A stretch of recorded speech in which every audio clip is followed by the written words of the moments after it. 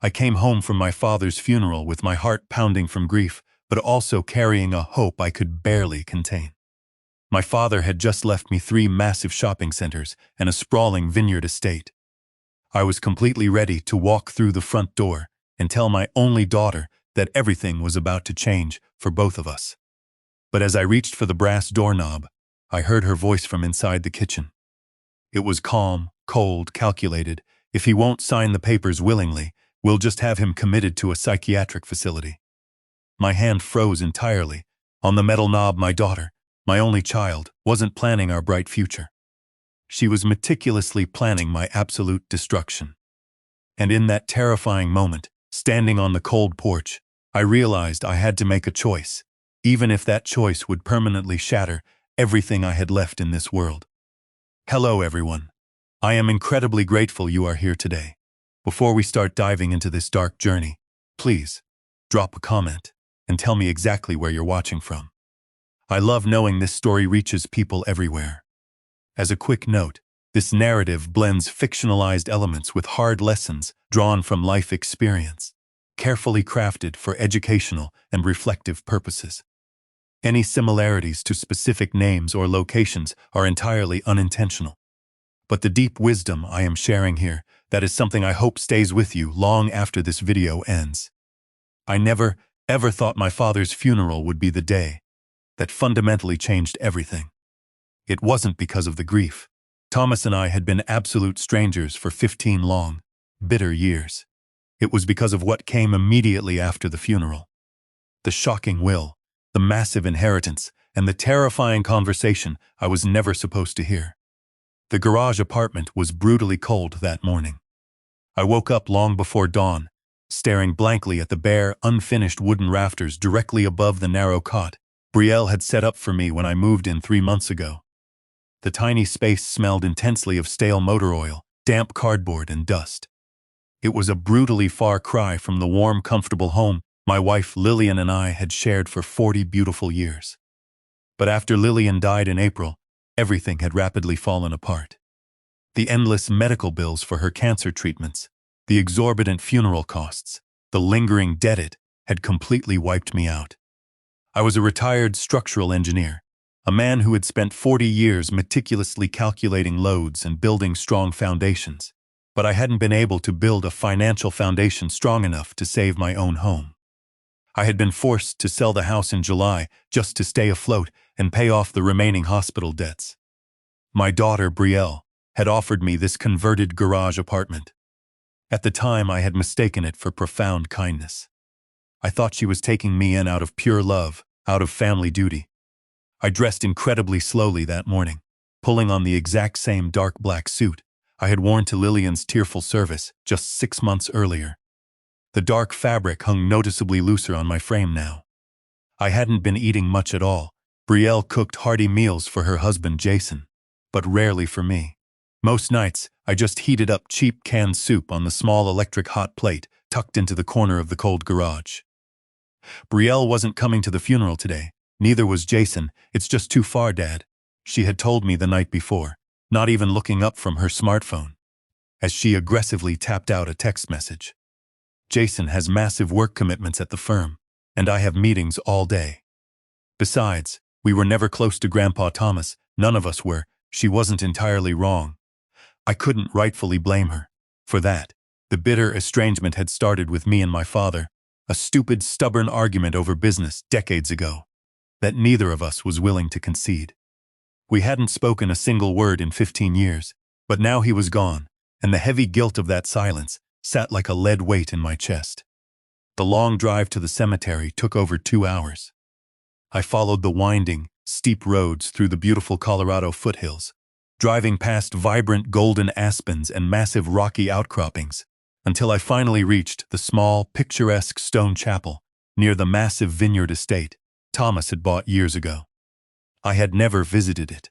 I never even knew it existed until the funeral director casually mentioned the location on the phone. The memorial service was incredibly small, just 6 people, counting myself, Andrew Sterling. My father's longtime personal attorney stood near the back of the chapel in a sharp charcoal overcoat. Martin Cooper, the rugged vineyard manager, nodded solemnly to me from the front wooden row. There were 3 other older men I didn't recognize, neighbors, or perhaps old business associates. When the short service concluded and Thomas was finally laid to rest in the cold Colorado earth, Andrew Sterling walked slowly over to me. He was a tall, distinguished man in his late 60s, with sharp eyes that seemed to analyze everything they saw. "Harold," Andrew said, extending a firm hand, "I am deeply sorry for your loss. Your father was a remarkably complicated man, but he respected you immensely." "Thank you, Andrew," I said quietly, shaking his hand.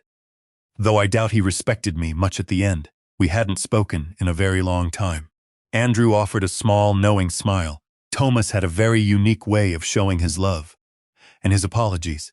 "If you have the time, Harold, I desperately need you to come by my office in downtown Denver this afternoon.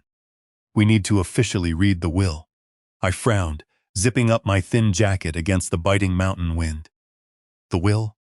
Andrew, I'm entirely broke. I don't need a few $1,000s out of pity, and I definitely don't want to deal with a massive legal headache. Just give whatever small savings he had left to charity." Andrew stopped walking and looked at me dead in the eye. His expression was completely, uncomfortably serious.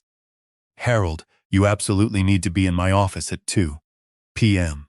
This is not a matter of a few $1,000s.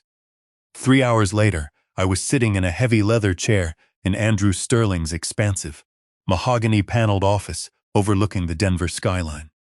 The room smelled of old paper, expensive leather, and serious money. Andrew sat behind his massive desk, sliding a thick cream-colored manila folder toward me. "As you know," Andrew began, his voice entirely professional, "Thomas lived an incredibly quiet, frugal life. He never flaunted his wealth. But over the last 30 years he made some exceptionally brilliant investments in commercial real estate and agricultural land." I stared at the thick folder, my hands resting nervously on my knees. "What exactly are you telling me, Andrew?" "I am telling you that your father left absolutely everything to you, Harold. You are the sole uncontested beneficiary of his entire estate." Andrew opened the folder and handed me the first document. It was a massive deed of trust. Thomas owned 3 massive, highly profitable commercial shopping centers in the greater Denver metropolitan area. They are fully leased, generating consistent, heavy revenue. The current market valuation for those 3 properties combined is approximately $16 million. I literally stopped breathing. My lungs froze. $16 million? Furthermore, Andrew continued, handing me a second thick document. "He left you the Hollis Ridge Vineyard Estate, where we held the service today. It includes 200 acres of prime grape-producing land, the main manor house, and the production facilities. It was recently appraised at $5.5 million. On top of that, you retain full ownership of his original patent rights for agricultural irrigation systems, which currently generate about $200,000 a year in purely passive income." The room started to violently spin. I gripped the wooden arms of the leather chair to keep from physically falling out of it. And finally, Andrew concluded softly, tapping a third document. "There is an irrevocable liquid trust, currently sitting at just over $3 million in cash and blue-chip stocks, waiting to be immediately funded to your personal accounts.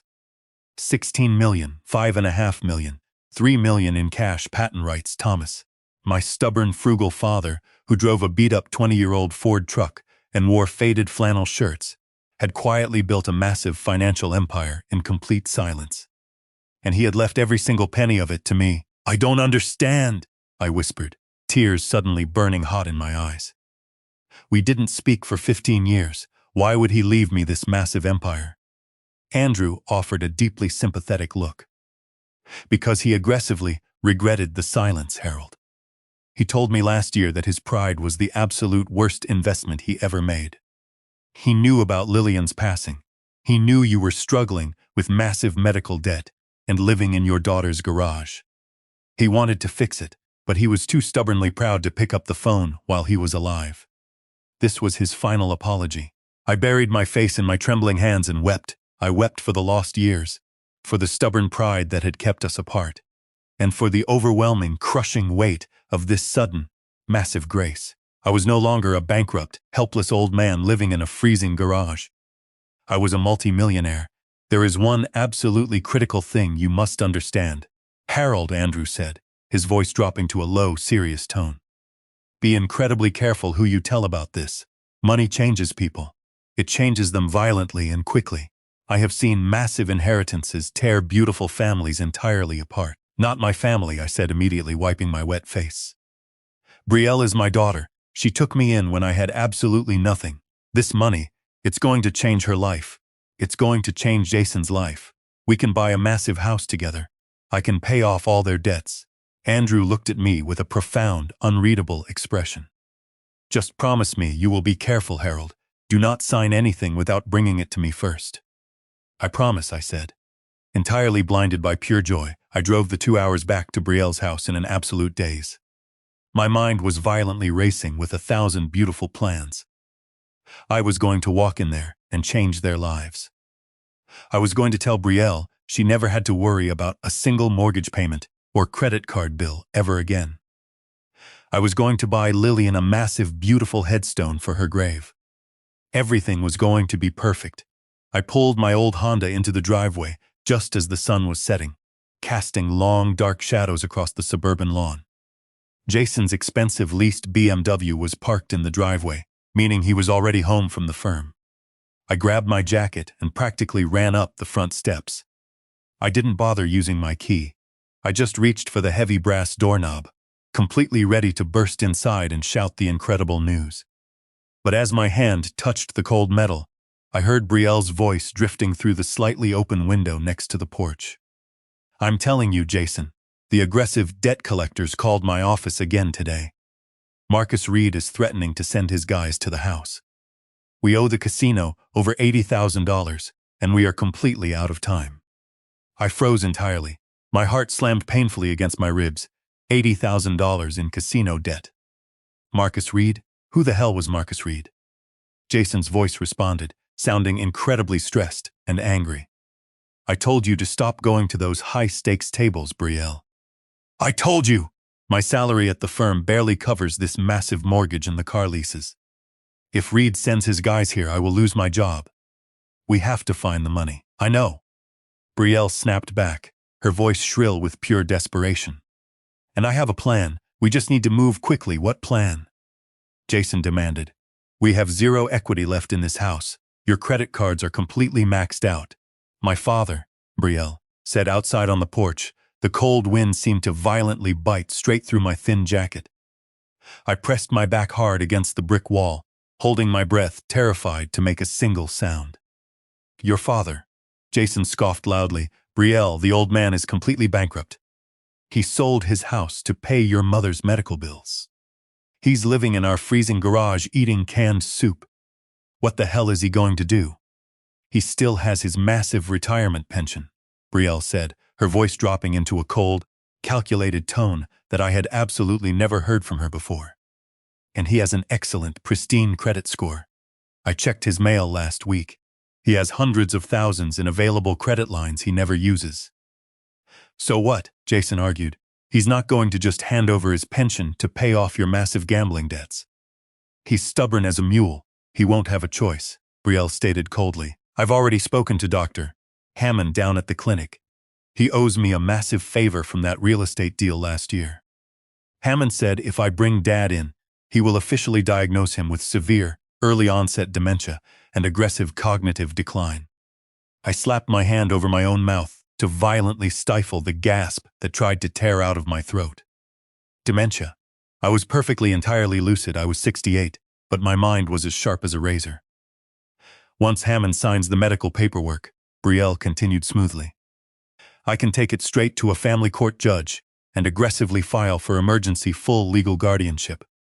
I will have complete unrestricted control over his finances, his pension, and his credit lines. We can pull the 80 grand to pay off Marcus Reed, and we'll still have plenty left over to maintain our lifestyle.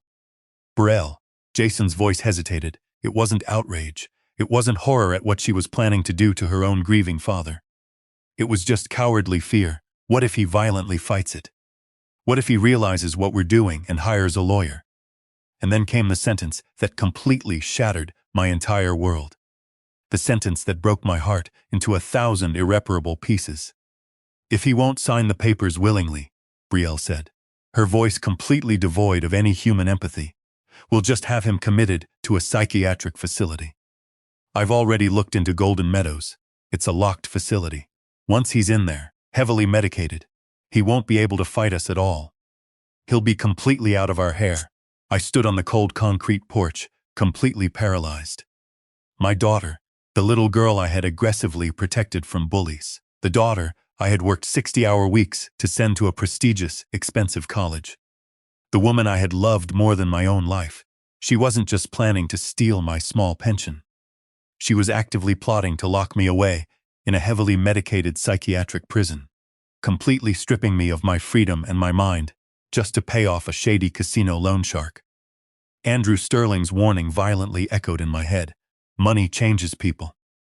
But Andrew was entirely wrong. The massive inheritance hadn't changed Brielle. She didn't even know about the $16 million yet. The secret gambling, the massive debt, the pure desperation, that was what had turned my daughter into a complete monster.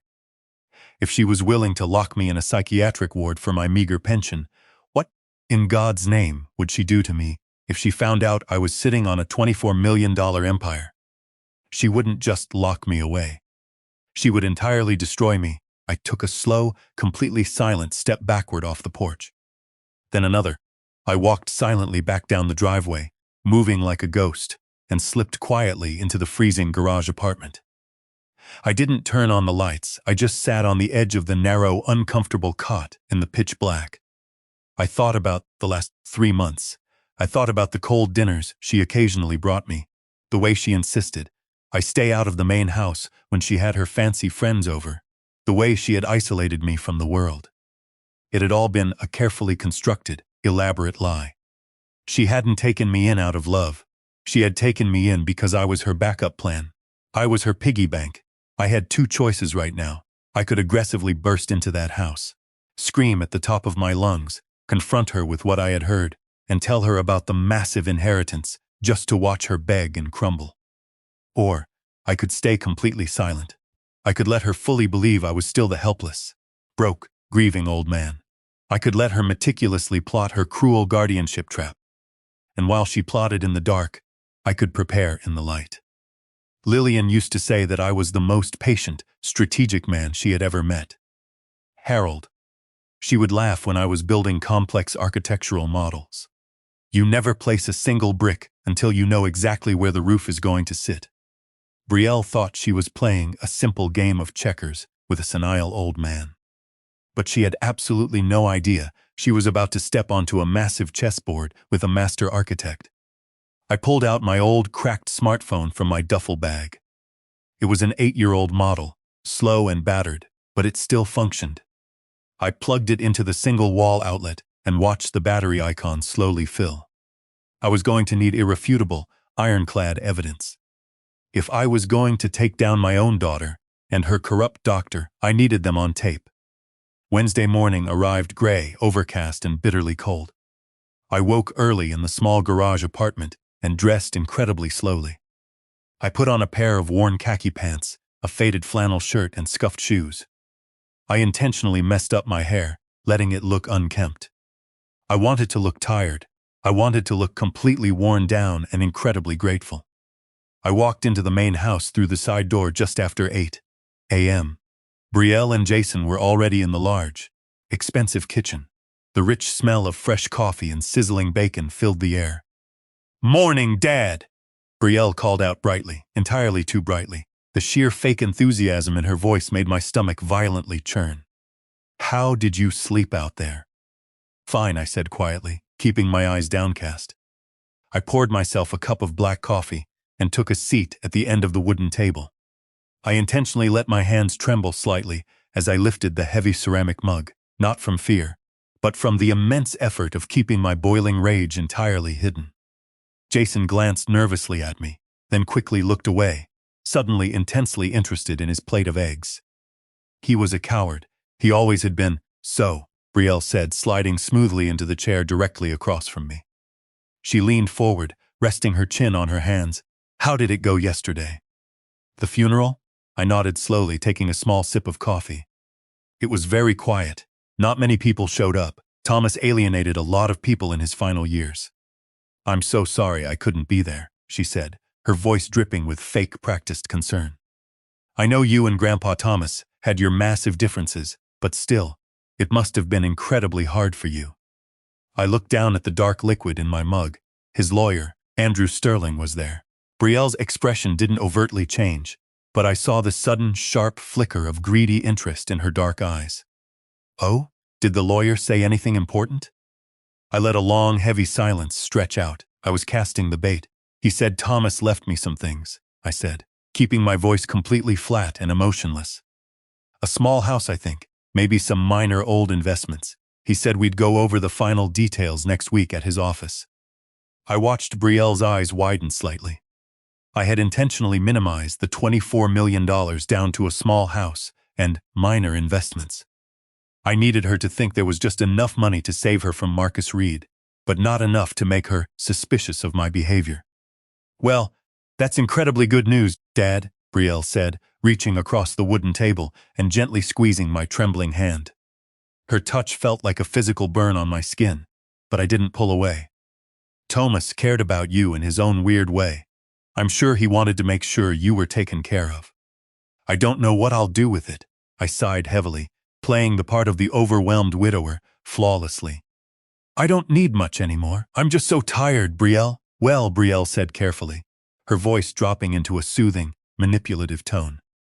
If you ever need any help managing anything, the complex paperwork, the finances, whatever it is, Jason and I are right here. We can take all that heavy burden off your shoulders. You know that, right? I looked directly into my daughter's lying eyes and nodded slowly. I know. Jason stood up abruptly, his chair scraping loudly against the floor, and walked aggressively to the sink. He kept his back completely turned to us. He couldn't even stomach watching his own wife spin the web. I'm going to head to the public library today, I mumbled, finishing my coffee.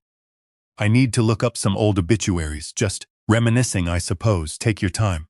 Dad, Brielle smiled warmly, we'll be here when you get back. An hour later, I parked my old Honda in the sprawling lot of the Annapolis Public Library. I walked inside, past the rows of dusty fiction books, and sat down at one of the public desktop computers in the back corner. I wasn't looking up obituaries. I spent 2 solid hours aggressively searching the internet. I learned exactly how to download hidden, voice-activated recording applications onto an old smartphone. I watched detailed tutorial videos on how to position a phone to capture optimal room audio without being detected. I learned how to set up a secure, encrypted cloud storage account so that the audio files would upload instantly over Wi-Fi. Even if Brielle found the phone and violently smashed it with a hammer, the digital evidence would already be safe in the cloud. I was 68 years old. I had spent my entire adult life dealing with concrete steel beams and architectural blueprints. Learning modern spy technology felt incredibly awkward and frustrating, but pure, unadulterated inspiration is a hell of a teacher. By noon, I had exactly what I needed. I drove back to the house. Brielle was at work, and Jason was at the firm. The house was entirely empty. I walked straight into the main living room. I looked around the expensive, heavily decorated space, calculating the angles. I walked over to the massive bookshelf near the fireplace. On the third shelf down, there was a large decorative wooden bowl filled with fake decorative moss and smooth riverstones. I pulled out my old, cracked smartphone. I launched the hidden recording app I had just installed, completely blacked out the screen so it wouldn't glow, and buried the phone deep inside the wooden bowl, covering it perfectly with the fake moss.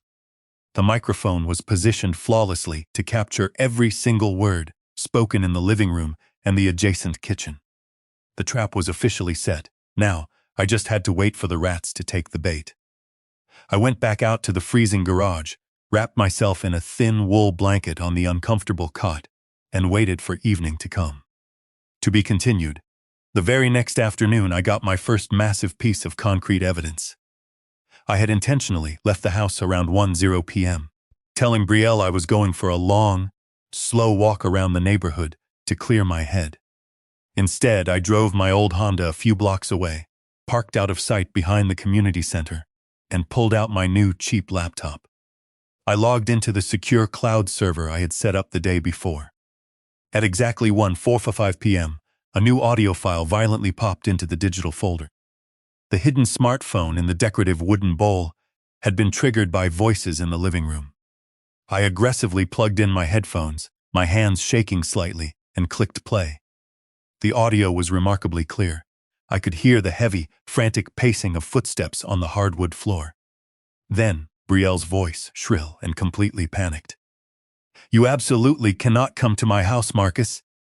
I told you on the phone, I am handling the debt." A new voice spoke. It was a man's voice, deep, gravelly, and dripping with aggressive, quiet menace. "You owe me $85,000, Brielle," Marcus Reed said coldly. "And that was last week's number. The VIG is compounding every single day you make me wait. I don't care about your excuses anymore. My bosses don't care about your excuses. You either have the cash by Friday, or I start taking collateral. Maybe I start with your husband's precious BMW. Maybe I start breaking things inside this very nice, very expensive house." I heard Jason's voice tremble violently in the background. "Listen, Mr. Reed, we have a solid plan, a guaranteed plan. We are going to have the money for you by the end of the month." "End of the month?" Marcus laughed, a harsh, cruel sound that made my skin violently crawl. "You think I'm running a charity for degenerate gamblers?" "Friday or things get incredibly physical, Jason." "No, wait." Brielle practically screamed. "Listen to me. My father just inherited money, a lot of money from my grandfather's estate. So ask him for a loan," Marcus sneered. "He won't give it to us," Brielle argued desperately. "But I am securing emergency legal guardianship over him. I have a doctor, Dr. Hammond, who is signing the official psychiatric papers tomorrow. He's diagnosing my father with severe aggressive dementia. Once a family court judge rubber stamps the guardianship order, I will have absolute, unrestricted legal control over his entire pension and all his credit lines. I can wire you the $85,000 directly from his accounts." There was a long, heavy silence on the recording. "Hammond?" Marcus Reed suddenly chuckled, a dark, knowing sound. "Dr. Richard Hammond from the West Side Clinic." "Yes," Brielle said, sounding profoundly confused. "Do you know him?" "Oh, I know Richard very well," Marcus said, the menace in his voice shifting into something incredibly smug. "Richard owes my bosses nearly 200 grand in bad sports bets. He's a desperate, pathetic man. If he's the one signing your fake medical papers, then I know exactly how to apply leverage to make sure those papers get completely expedited." Marcus paused, and I heard the distinct sound of a heavy hand slapping against the wooden coffee table. "Here is the new deal, Brielle," Marcus said coldly. "You get those medical papers signed by Hammond tomorrow. You file for emergency guardianship on Monday. I will personally ensure Hammond doesn't get cold feet. But because you made me drive all the way out here to this boring suburb, the debt is now $100,000 flat, and if the wire transfer isn't in my account by next Friday, I am coming back here, and I will not be knocking on the front door." I heard heavy, deliberate footsteps walking toward the front door. The door opened and slammed violently shut. On the recording, Brielle immediately burst into hysterical tears. "100,000! Jason, what are we going to do?" "We do exactly what he said," Jason shouted back, his voice cracking with pure terror. "We get your father declared mentally incompetent, we drain his accounts, and we pay this lunatic off before he kills us. You call Dr. Hammond right now and confirm the evaluation for tomorrow afternoon." I reached out with a trembling hand and paused the audio file. My heart was pounding so incredibly hard against my ribs, I thought it might shatter them. It wasn't just a desperate, terrible plan anymore. It was an active, highly illegal conspiracy to commit massive medical fraud, elder abuse, and grand theft. And now, an organized crime loan shark was actively involved in pushing it forward. My daughter had completely lost her mind. The gambling addiction had entirely destroyed her moral compass, leaving behind a terrified, ruthless stranger who was perfectly willing to sacrifice her own father to save herself. I didn't go back to the house that afternoon. I drove my old Honda straight to downtown Denver. navigating the heavy city traffic with a cold, singular focus. I pulled into the underground parking garage of Andrew Sterling's expensive law firm and demanded to see him immediately. Andrew's secretary tried to politely brush me off, claiming he was in back-to-back meetings, but I refused to move from the reception area. When Andrew finally stepped out of his office, looking annoyed, I simply handed him my laptop and a pair of headphones. "Listen to this," I commanded quietly. Right now, Andrew took me into his private mahogany office, closed the heavy door, and put the headphones on. I watched his distinguished, professional face shift violently from mild annoyance to profound shock, and finally to pure, unadulterated disgust. When the audio file finished, he slowly pulled the headphones off and set them carefully on his massive desk. He looked at me for a long, agonizing moment. "Harold," Andrew said, his voice dropping into a deadly serious whisper. "This is a massive, multi-level federal crime, conspiracy to commit elder abuse, medical fraud, and extortion. Your daughter is actively conspiring with a known, highly dangerous loan shark to strip you of your fundamental human rights." "I know," I said, my voice completely hollow. "I heard it all. I warned you that money changes people." Andrew sighed heavily, rubbing his tired eyes. "But I never, in my absolute worst nightmares, imagined something this calculated and cruel. We need to take this recording directly to the Denver police right now. They can arrest Marcus Reed for extortion, and they can pull Dr. Hammond's medical license before he ever signs a single fraudulent paper." "No," I said firmly, leaning forward in my leather chair. Andrew stared at me, completely baffled. "No? Harold, they are actively planning to lock you in a psychiatric facility against your will. You cannot let this happen.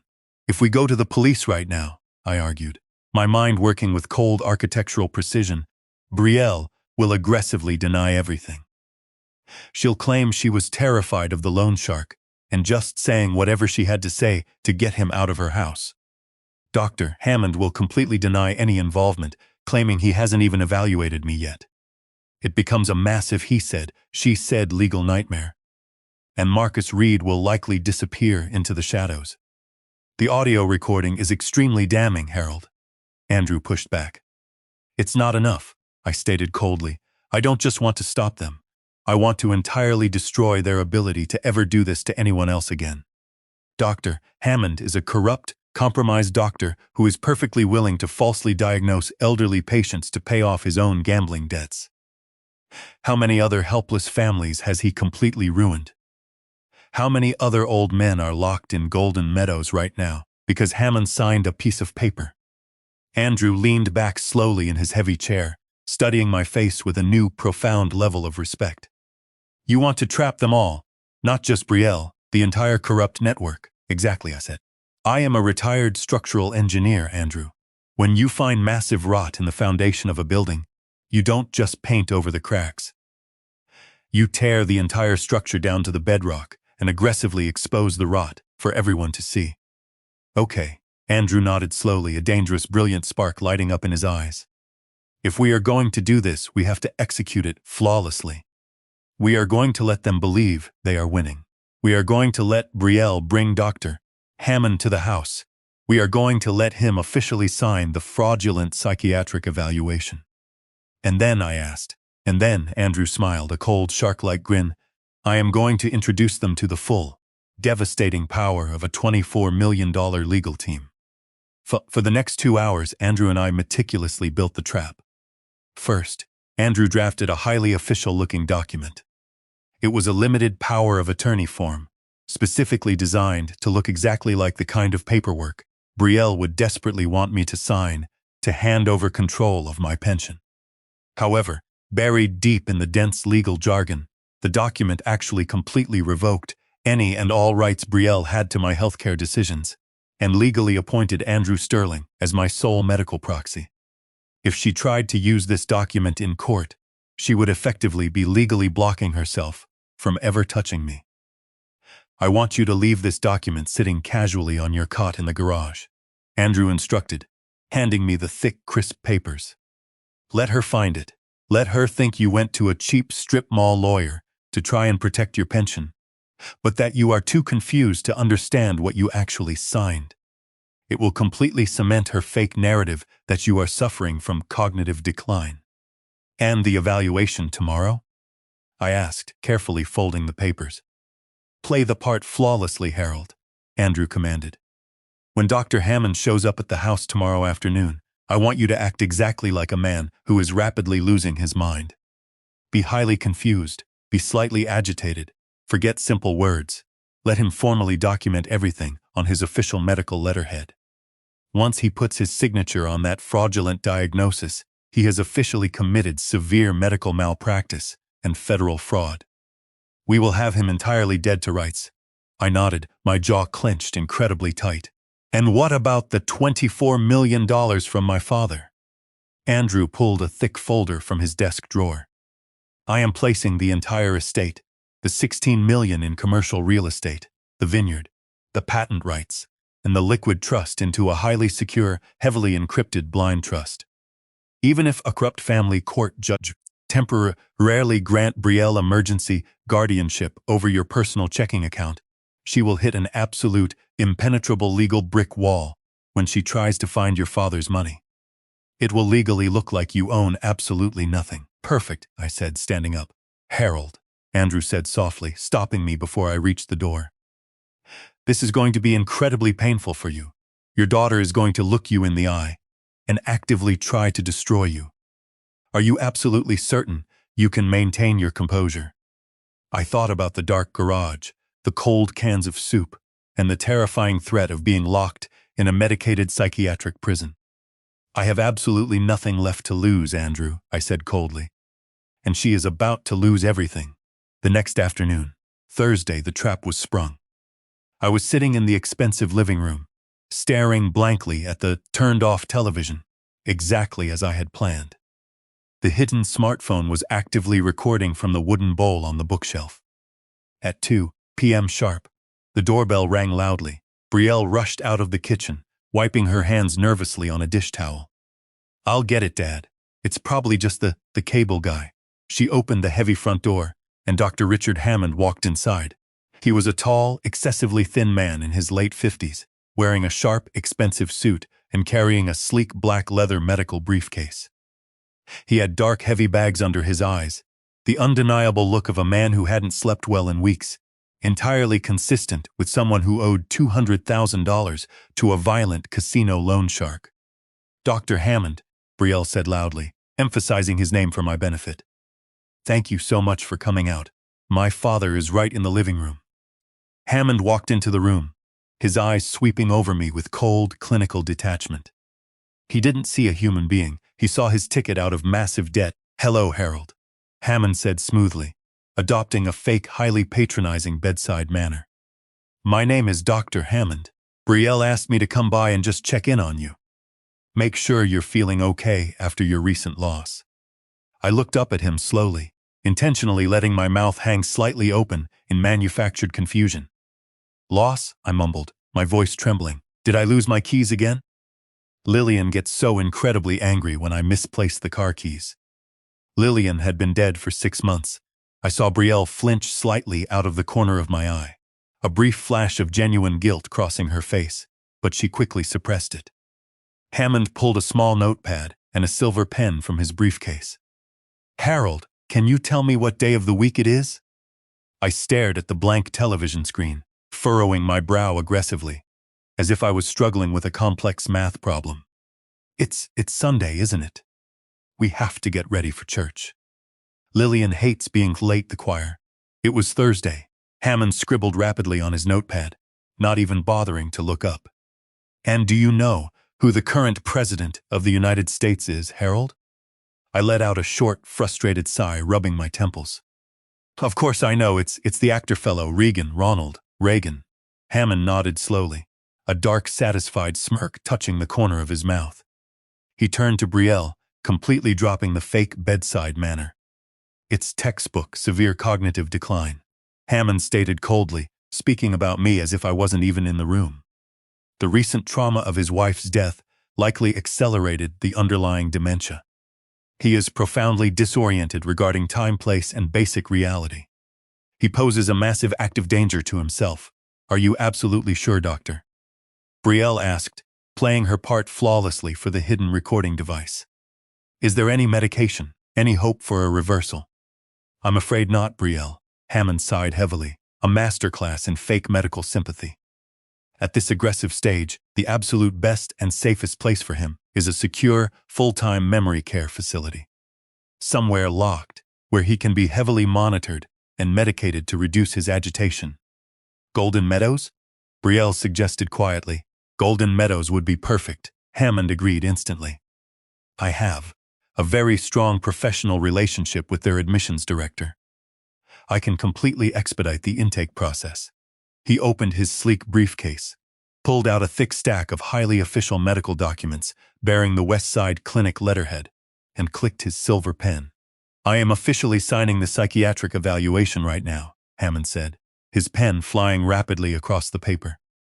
This document legally diagnoses your father with severe irreversible dementia, rendering him completely mentally incompetent to handle his own financial or medical affairs. You take this directly to the county courthouse tomorrow morning. With my signature, a judge will grant you emergency, temporary guardianship within 48 hours. Thank you, Dr. Hammond, Brielle said, her voice shaking with adrenaline. I know this is for his own good. It's the only way, Hammond replied smoothly, handing her the signed documents. He didn't even look at me again. He just packed up his briefcase, walked out the front door, and drove away in his expensive Mercedes, perfectly content in the knowledge that he had just condemned an innocent man to a locked psychiatric prison to save his own miserable skin. As soon as the front door closed, Brielle aggressively clutched the medical papers to her chest.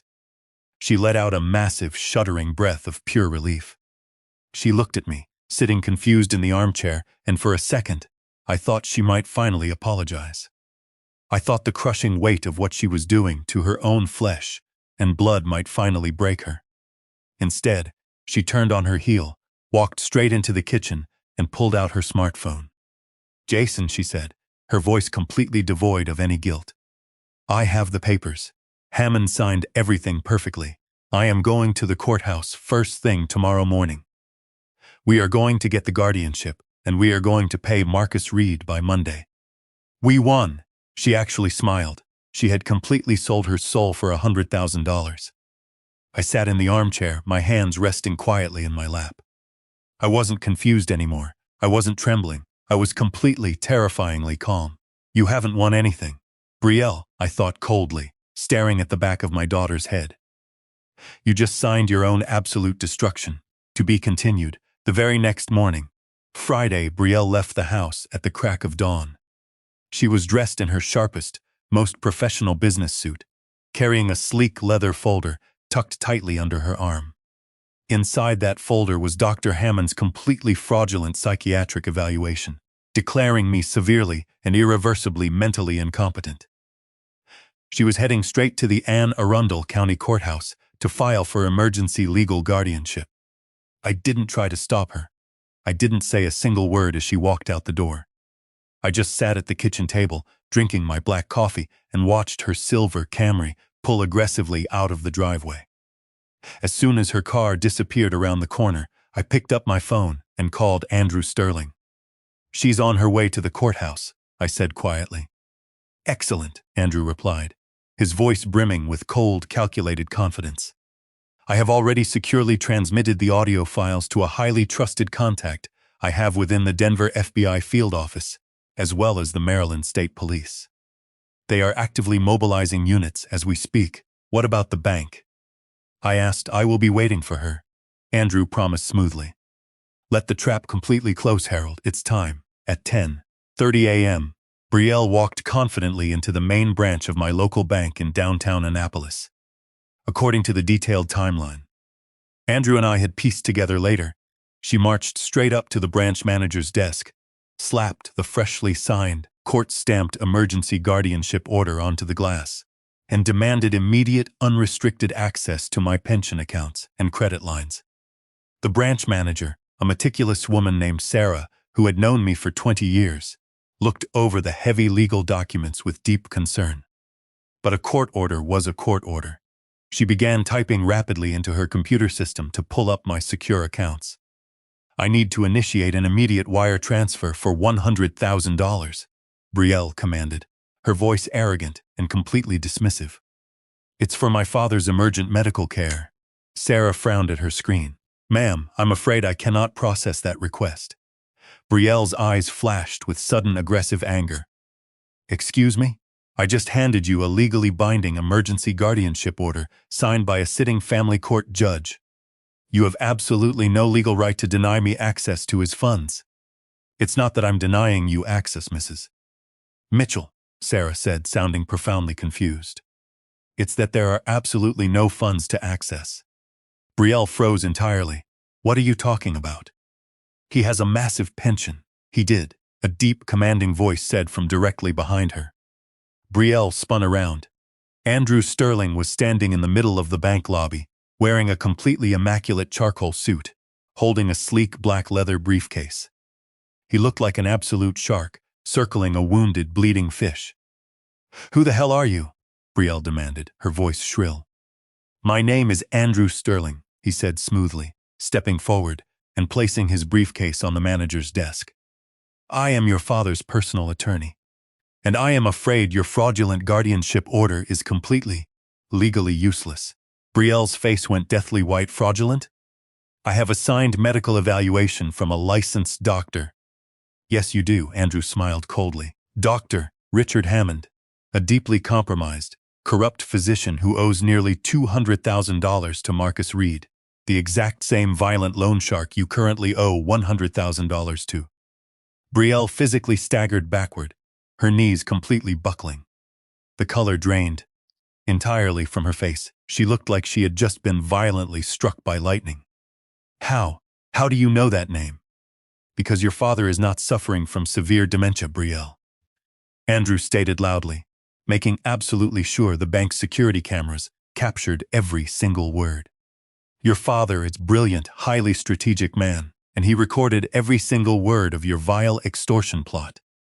Andrew opened his sleek briefcase and pulled out a thick stack of highly official, watermarked documents. He dropped them heavily onto the glass desk. As of yesterday afternoon, Andrew declared, your father legally transferred absolutely every single asset he owns, including his massive pension, his credit lines, and the $24 million estate he just inherited from your grandfather, into a highly secure, impenetrable blind trust. I am the sole legal proxy. You have absolutely zero access to his money. You never will. Brielle stared at the documents, her mouth opening and closing like a suffocating fish. 24 million, she whispered, her voice cracking violently. Grandpa Thomas left him $24 million. He did, Andrew said, his voice dripping with pure disgust. And he fully intended to share it with you, Brielle. He was going to pay off all your debts. He was going to buy you a house. But then, he heard you actively plotting to lock him in a medicated psychiatric prison to steal his meager pension. Tears of absolute pure horror finally welled up in Brielle's eyes. She realized exactly what she had just done. She had completely burned down a $24 million lottery ticket for a measly $100,000. Suddenly, the heavy glass doors of the bank violently swung open. 4 Maryland State police officers marched aggressively into the lobby, their hands resting firmly on their belts. Brielle Mitchell, the lead officer asked, stepping directly up to her. Yes, she stammered, terrified. You are officially under arrest for conspiracy to commit elder abuse, grand medical fraud, and extortion, the officer stated coldly, grabbing her arm and violently spinning her around. He pulled out a pair of heavy steel handcuffs and snapped them aggressively onto her wrists. No, please, Brielle screamed hysterically, thrashing against the officers. It was Marcus. Marcus Reed forced me to do it. He threatened to kill my husband. Marcus Reed is currently being arrested by the FBI at his underground casino as we speak, the officer said flatly, and Dr. Hammond was taken into custody at his clinic 15 minutes ago. Your entire corrupt network is completely done. They dragged her aggressively out of the bank. Brielle was sobbing uncontrollably, screaming my name, begging for a second chance that she absolutely did not deserve. Andrew Sterling stood calmly in the lobby, watching her completely destroy her own life, exactly as we had meticulously planned. 3 agonizing months later, the massive dust finally settled. The ensuing trial was incredibly fast and brutally public. The audio recordings I had captured were absolutely devastating. They were undeniable, ironclad proof of a massive criminal conspiracy. Marcus Reed, facing overwhelming federal extortion charges and the terrifying wrath of the FBI, aggressively turned on everyone to save himself. He provided extensive ledgers detailing decades of illegal loan sharking, completely implicating Dr. Hammond in multiple other cases of fraudulent medical diagnoses for desperate families. Dr. Richard Hammond was entirely stripped of his medical license in disgrace. He pleaded guilty to federal medical fraud and conspiracy, receiving a brutal 10-year sentence in a federal penitentiary. Marcus Reed, despite his extensive cooperation, was sentenced to 7 hard years in federal prison with absolutely no possibility of parole. And Brielle, my only daughter, she stood in front of the Stern County judge, wearing a cheap, wrinkled orange jumpsuit, looking completely broken and utterly pathetic. She pleaded guilty to conspiracy to commit elder abuse and fraud. Because it was her first offense, and because the judge surprisingly took pity on her massive gambling addiction, she avoided maximum prison time. But her life was entirely, completely ruined. She was sentenced to 3 years of strict probation and 500 hours of mandatory community service. Furthermore, she was legally barred from ever managing another human being's finances or medical care for the rest of her natural life. Jason filed for divorce. The very next day, Jason wasn't a criminal mastermind. He was just a coward who had been terrified of losing his expensive BMW and his cushy job at the firm. When he finally realized the massive, horrifying scale of Brielle's actions and the absolute danger she had brought into their home with Marcus Reed, he completely broke. He sold the large suburban house to pay off the remaining casino debt and moved into a small, depressing apartment in Baltimore. I didn't speak to Brielle again, I couldn't. Lillian used to say, hurt people, Harold, but healed people heal people. I had been hurt deeply, fundamentally, by my own flesh and blood. But I actively chose to heal, and I couldn't heal if I kept the poison in my life. Instead, I packed my few belongings into my old Honda, drove away from that freezing garage apartment in Maryland, and headed straight for the beautiful, sweeping mountains of Colorado. The Hollis Ridge Vineyard was absolutely breathtaking. It sat on 200 acres of prime, fertile earth, surrounded by towering pine trees and massive, snow-capped peaks. The main manor house was warm, expansive, and filled with the rich smell of aged oak and fermenting grapes. Martin Cooper, the rugged vineyard manager, who had worked for my father for 20 years, welcomed me with open arms. Your father always aggressively hoped you would come out here, Harold. Martin told me on my first day, handing me a glass of rich, dark Cabernet. He built this massive place for you, for family. I took a long sip of the wine. It tasted like rich earth, incredible patience, and profound, hard-earned peace. I didn't just sit back and enjoy the massive wealth. I was a structural engineer. I needed to build something strong. I needed to build a foundation that would actively protect other people from the absolute horror I had just survived. Working closely with Andrew Sterling, I took $5 million from the Liquid Trust and officially launched the Lillian and Thomas Mitchell Foundation. We hired a massive team of aggressive, brilliant lawyers and dedicated social workers.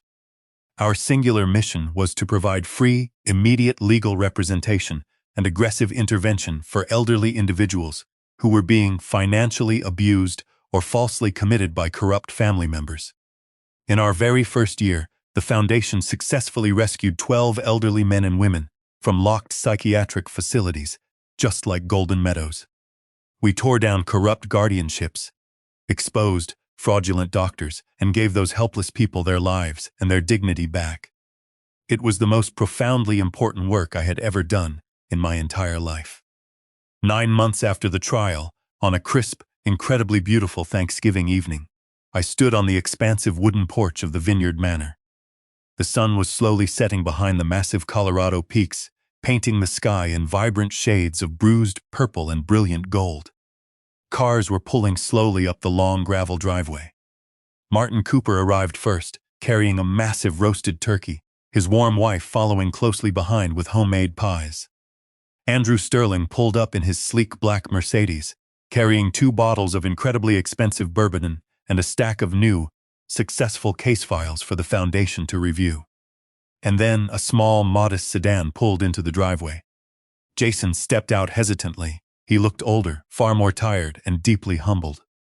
He wore a simple sweater, not the expensive tailored suits he used to flaunt at his high-powered firm. I had reached out to Jason a few months ago. We had started having coffee once a month when I visited Baltimore for foundation meetings.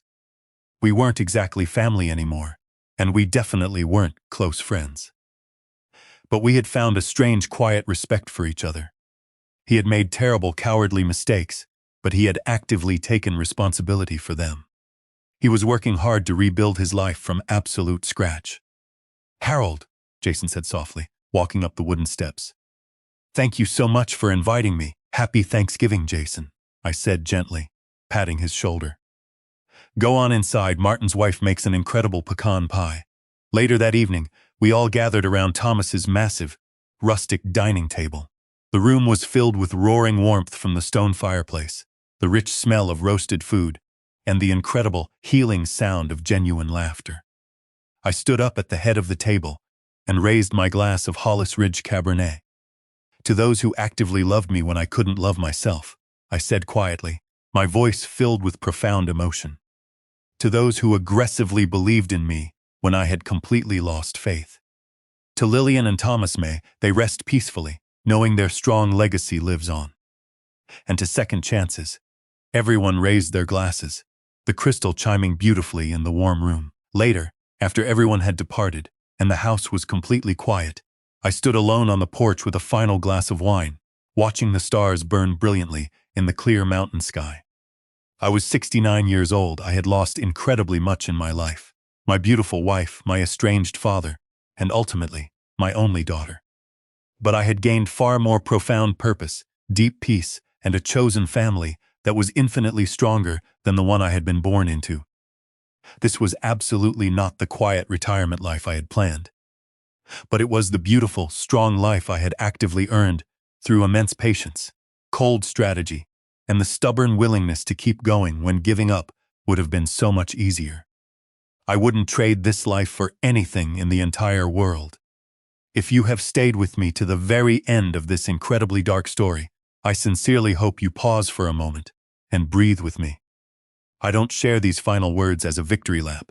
I share them as a profound confession. I waited far too long.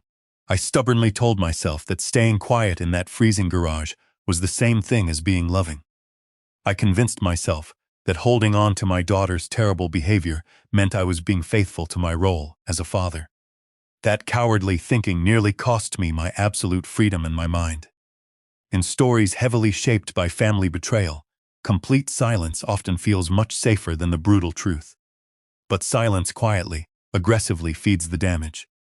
I believe we are given strong warnings long before we suffer the terrible consequences.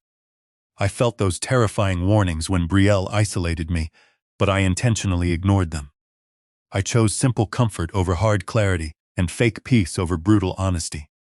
In that agonizing waiting period, I violently learned that deep suffering can aggressively refine your judgment without destroying your fundamental compassion.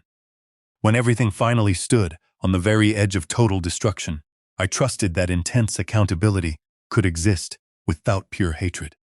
So, if you are listening to this right now, please learn from my massive failure. Do not be like me. Do not actively rationalize family betrayal just because it comes from someone you deeply love. Do not ever confuse patience with permission. Even the quietest stories carry a critical moment when a strong, decisive action must be made. My view now from this mountain is crystal clear. Profound forgiveness does not mean absolute surrender, and genuine kindness does not ever require self-erasure. Pain didn't make me stronger, taking decisive action did. If my terrifying experience helps even one single person aggressively step away from family betrayal, then these hard words matter. If this story spoke deeply to you, if you have lived through horrifying moments like these, or seen yourself in this narrative, please leave a comment and boldly share your perspective. If you found something deeply meaningful here, a like, a share, or a subscription aggressively helps this channel reach others who desperately need these hard lessons.